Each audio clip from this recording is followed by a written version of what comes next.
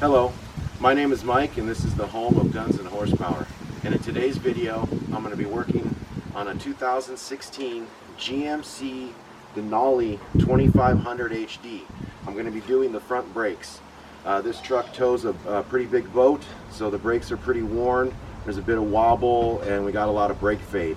So today I'm going to be installing the Auto Specialties Power Stop Z36 brake kit.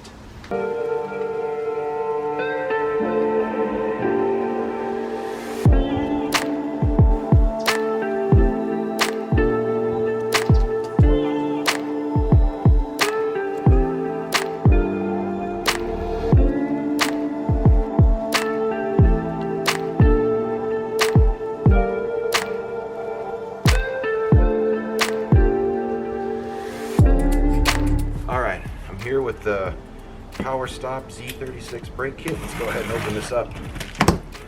Let's see what it looks like. Get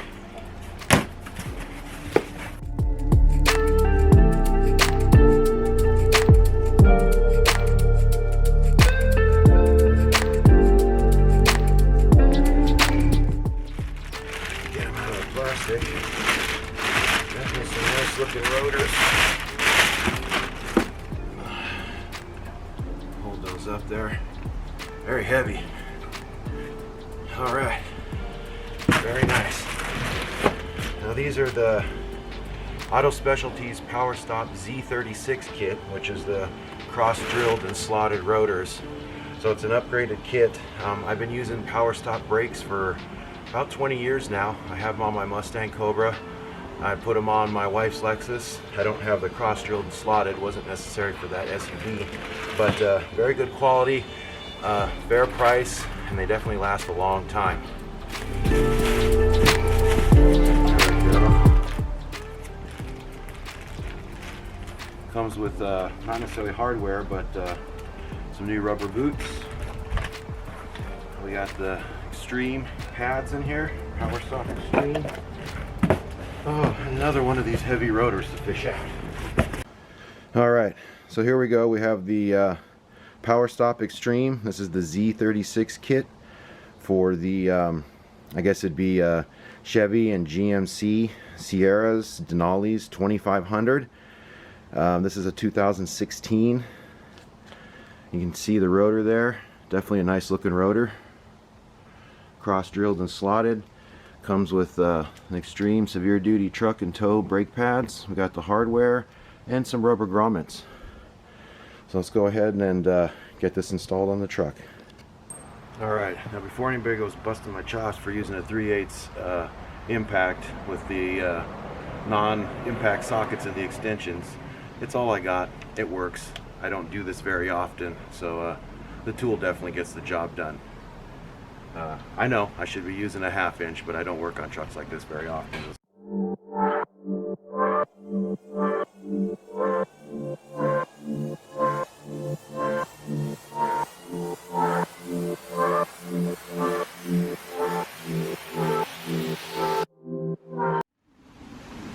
Alright, what I just did with these little rubber caps to give you access to the back of the caliper bolt.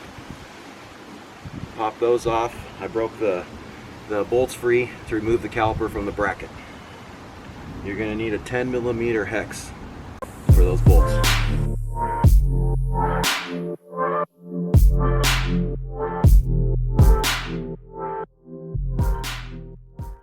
Remember, on these bolts you can see there's a rubber O-ring, or kind of a bushing that goes on there. This one goes on the bottom.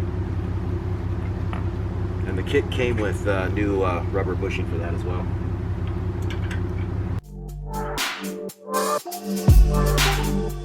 These bolts do have some thread locker on them, so they are a little hard to break free. The ones on the caliper to the bracket and the bracket to the spindle.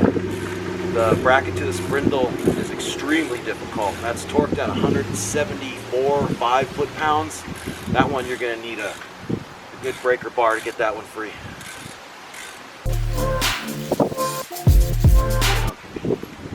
So as you can see, the one on the top does not have the rubber O-ring.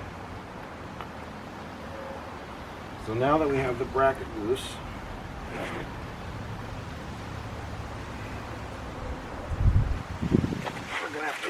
caliper up. Pry it up a little bit. I get my C-clamp in there and open up the pistons. There we go.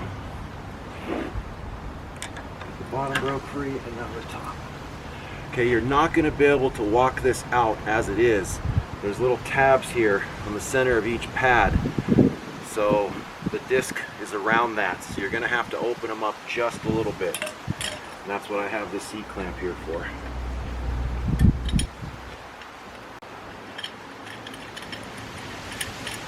You can only get them up so far, but they get caught. The pads get caught on those tabs.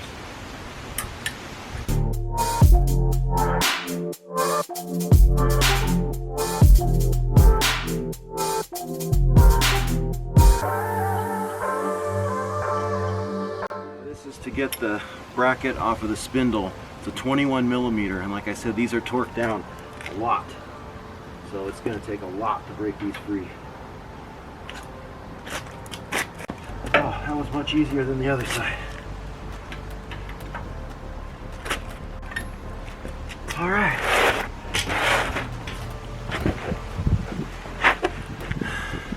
That was much easier than the other side. The other side, it took all I had to break those free. So this side's going a lot smoother.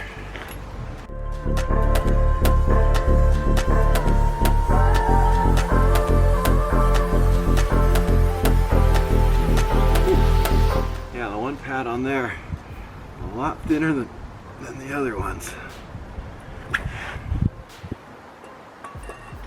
Got that off. I'm going to leave that intact for now. Go ahead and get the rotor off.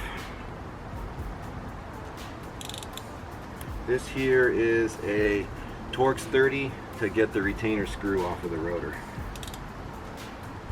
I'm going to get some zip ties and put that back up.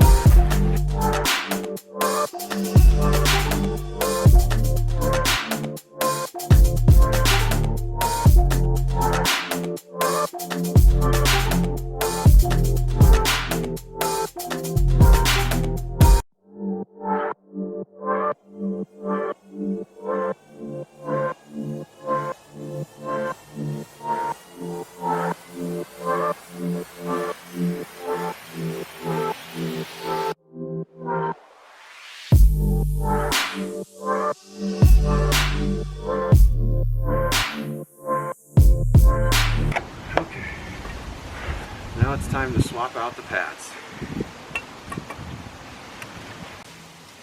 Alright, I got the lower part of the caliper out, the caliper bracket, and I went ahead and changed out the pads.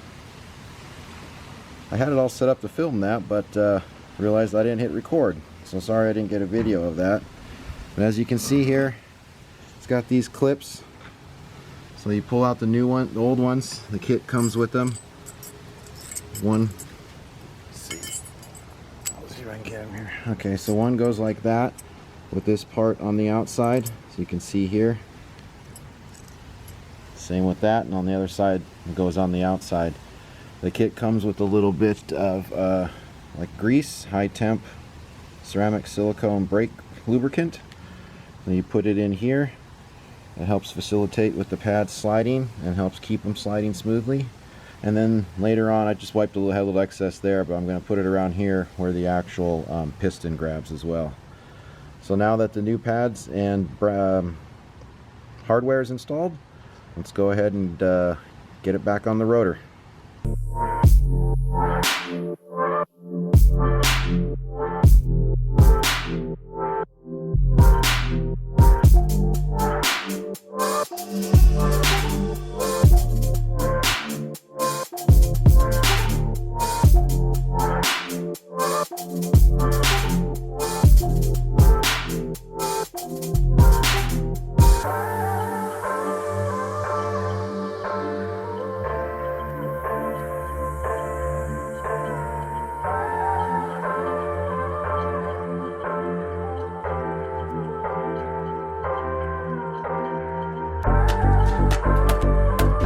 About to wrap it up here. I just got to put the grease on the pads. I did the back pad.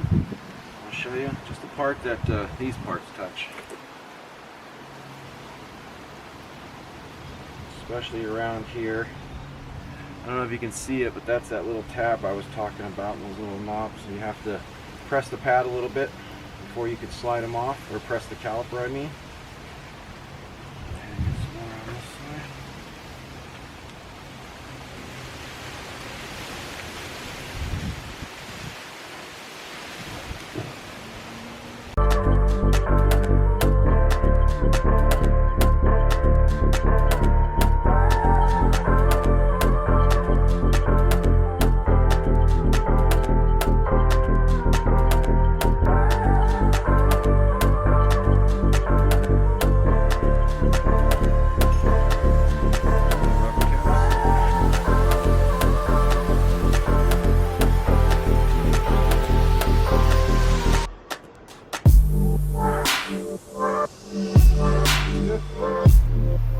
I got the brake job finished.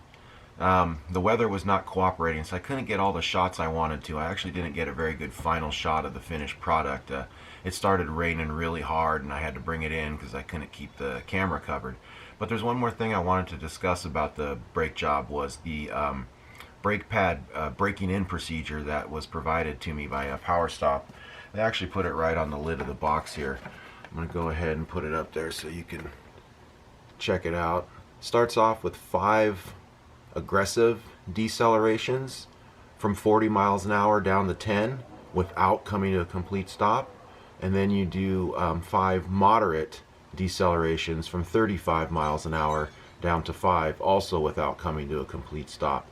So that's a little hard to do around town. You got to find an area where there's nobody behind you, because you're going to rapidly slow down to 10 miles an hour, and that's just not going to work. I went into an industrial area on the weekend, so there was no cars pulling in and out, so I kind of had the street to myself. So after you do those, you then cool down for 5 minutes. So you drive around with no or moderate braking, and you do not come to a complete stop. You're supposed to come up to like a stoplight and kind of time it and just keep yourself rolling.